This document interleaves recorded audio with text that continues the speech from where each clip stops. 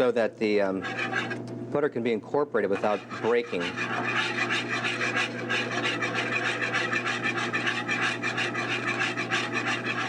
Half a pound of butter is added and the sauce is strained. The chef prepares the yellowtail. Okay, the yellowtail is a very delicate fish, and so it sort of needs a little protection from the heat of the pan. And one of the old ways we've done this in Key West for years was to dip it first into flour. And one thing I look for after I dip it in the flour is I'll look at the fish to see if there's any scales still on it, because they'll show up a little bit better with the flour on them. They'll sort of show you themselves if you missed them before. This one's good though. And then into just a little beaten egg with a little bit of half and half. And this very golden, lacy sort of exterior later on is how the fish is presented. Back in Key West in the old days, a lot of the local people who are called conchs would eat yellowtail for breakfast. Much the way we eat steak and eggs in the Midwest, yellowtail for breakfast. One of the things I also do is when I flour the fish is I don't want too much flour on it, so I'll give it a little spank just to get the extra flour off there. Again, looking to see if there's any scales. And there's not.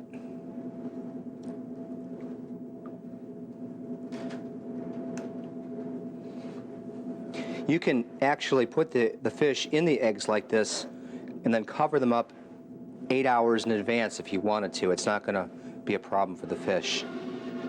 I think one of the reasons that this dish is one of the most popular dish in the restaurant is the mashed potatoes.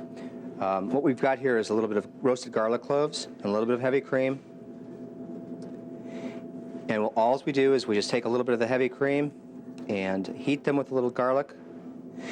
And we'll set those aside. Once they're nice and warm, we'll set those aside and keep them warm in a place until we're ready to pick up the fish. I've got some potatoes which have been removed of the skins, quartered and steamed, and we keep these warm in a nice warm place, but we do not pre-mash them.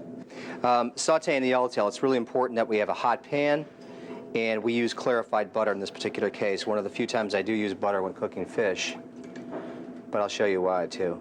You want to put just enough butter in there to get the bottom of the pan fully coated, and you can pour back any that's not.